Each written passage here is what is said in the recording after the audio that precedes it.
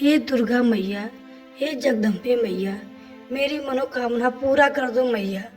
मेरी गोद को भर दो मेरी मैया। मैं ताना सुनते सुनते एकदम थक चुकी हूँ माँ।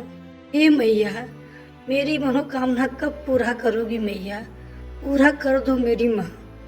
जब से तू मेरे घर पे आई है एकदम कुलच्छनी हो गई है तू माँ। यही होगा माँ, मैं आपकी दिन रात पूजा करती हूँ माँ। यही मेरे साथ होगा। मेरे घर वाले मेरी इज्जत नहीं कर रही है माँ। मेरी सास भी मुझे घर से बाहर खदेड़ रही है माँ। अगर मेरी मनोकामना पूरी नहीं हुई मैया तो मैं आत्महत्या कर लूँगी और आप देखती रह जाएंगी कि आपकी एक भक्तिन जो आपकी मनोकामना ना पूरा होने पर आत्महत्या कर ली। ताना सुनते सुनते एकदम थक चुका हूँ। घर पर आने का मन नहीं करता। क्या मैं अपनी बहू के बारे में तुम्हें बताऊं? वह मैं करते थक चुकी हूँ। उसका पेट 2-3 बार फूला है लेकिन उसको कुछ नहीं होता। मैं डॉक्टर के यहाँ रिपोर्ट करके आई हूँ, कुछ भी नहीं होता। बस उसे लगता है कि अब की बार उसे कोई लड़का हो जाएगा लेकिन कुछ नहीं होता। सच कह रही हो। ऐसे मेरी भी पतोह थी, वह भी देखने में लगती थी लेकिन चेक कराने पे कुछ नहीं निकलता था। इन बहुओं को देख कर ना शादी करने पे आज पश्चाताप होता है कि इतनी परेशानी होती। हमारे ज़माने में कुछ नहीं होता था। हम लोग ऐसे करते करते लड़का हो जाता था। इन लोग की दवा कराते कराते थक जा रही हूँ।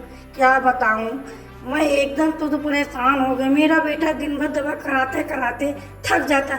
अरे तुम गलत कह रही हो, मेरा बेटा भी परेशान हो जाता था। कि मालती एक काम करो, तुम अपनी पतों को एक बार जांच जरूर करा लो।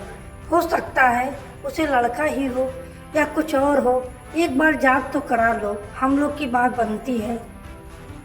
मैं कुछ नहीं कराऊंगा, वो छचे या मरे, मैं कुछ नहीं कराऊंगा। उसे देखते देखते थक चुकी हूँ। डॉक्टर के पास ले जाओ, 5,000 10,000 रुपये लगता है और कुछ नहीं निकलता है। बस मुँह से जाओ और खाली हाथ लौट कर चले आओ। नहीं सकोतला, तुम सच नहीं कह रही हो। एक बार जांच करा लो, हो सकता है कि उसे कुछ ना कुछ हो। उसे इस बार देखने में लग रहा है कि उसके पेट में बच्चा ही है। एक बार जांच जरूर करा लो मेरे कहने से। चलो ठीक है, मैं देखता हूँ, एक बार जांच करा लूँगा। लेकिन अब की बार अगर कुछ नहीं हुआ तो मैं उसे किसी रास्ते में ढकेल दूँगी। ऐसा नहीं करूँगी। मैं थक चुकी हूँ दवा कराते कराते और उसे देखते हूँ। अरे मालती, गुस्सा मत हो, एक बार जांच तो करा लो। हो सकता है भगवान अब की बार सुन लिए हूँ तुम्हारी। लेकिन मुझे लगता है कि ये चीज़ होगा। अब की बार मुझे पता चल रहा है कुछ अच्छा, तुम्हारी बात लग जाए। चलो ठीक है, हम लोग सुबह चलते हैं और एक अच्छे डॉक्टर की यहाँ जांच कराते हैं। अब अगली सुबह मालती अपनी बहू को अस्पताल ले जाती है। तभी रास्ते में मालती कहती है, अगर अब की बार खुशखबरी नहीं मिला तो अब की बार आखिरी है। मैं दवा तुम्हारे साथ नहीं लेके आऊँ। नहीं, घबराओ मत अम्मा, ऐसी मत कहो।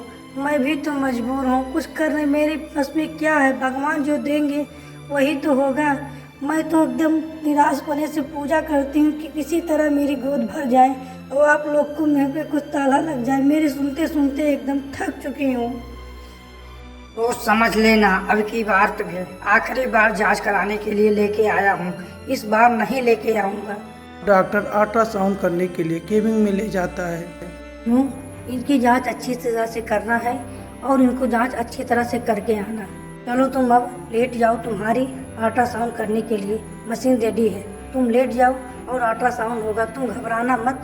मशीन के अंदर कुछ भी खटपट खटपट की आवाज़ आए तो एकदम शांत होकर सुनना। मैडम, किसी हालत से मुझे अब की बार भगवान दे दे बच्चा। मेरी सास बहुत मुझे डांटती है। डॉक्टर जांच पड़ताल करने के बाद कहता है कि तुम लोग घर पे जाओ, रिपोर्ट कुछ देर के बाद मैं फ़ोन पे बता दूंगा। डॉक्टर केबिन में जाता है और सारी बात को पूछता है। क्या हुआ? जांच पड़ताल अच्छी तरह से हो गया? कोई दिक्कत तो नहीं हुई जांच करने में? अगर दिक्कत होगी तो बता दो, अभी दोबारा हो जाएगा। वो लोग बैठे हैं। तुम लोग घबराओ मत, घर पे जाओ और जांच की रिपोर्ट आने के बाद तुम्हारे को फ़ोन पे मैं बता दूंगा। ठीक है शकुंतला, मैं कहती थी इसका रिपोर्ट सच्ची में तुरंत आएगा ही नहीं। ये ऐसी मनुष्य औरत है कि इसका रिपोर्ट आज तक जल्दी से नहीं आया है। भैया, हे माता, मेरे साथ ऐसा होगा क्या बहन? मैं परेशान हो गई हूँ। आते हैं तुम्हारा रिपोर्ट जांच करने में बहुत दिक्कत हो रही है।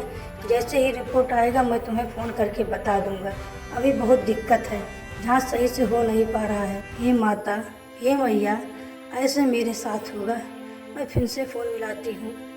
फिर वह फ़ोन मिलाती है लेकिन उसका फ़ोन नहीं लगता। अब वह निराश होकर माता जी के पास जाती है और कहती है, हे मैया, हे माता, मेरे साथ ऐसा अनहोनी मत करो माँ।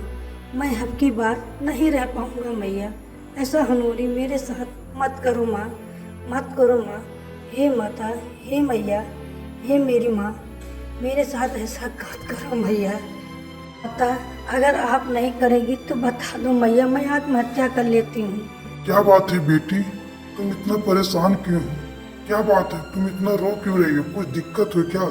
मुझे माता जी ने आपके पास सेवा करने के लिए भेजा है और आपको कहा है, बोले हैं माता जी कि जाओ मेरे भक्त को कुछ ऐसी चीज करो कि उसके जीवन में पूरी खुशहाली आ जाए और वह सारी मनोकामना उसकी पूरी हो जाए। सच में आपको माता जी भेजी है मेरे पास मेरी कष्ट हरने के लिए?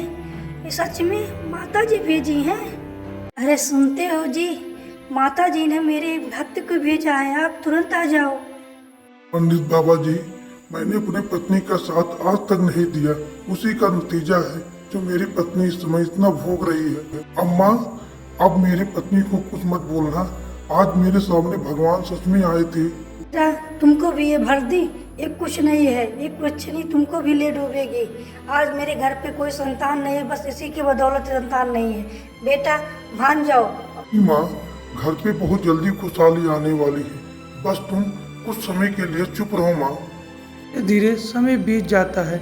एक दिन उसकी तबीयत इतनी जोर से खराब होती है, फिर उसे अस्पताल में ले जाते हैं और अच्छे से इलाज करने के बाद पता चलता है कि एक सुंदर सा लड़का पैदा होता है। अब लड़के को पाकर पूरा परिवार एकदम खुश हो जाता है और उसे अच्छी तरह से मानने लगता है।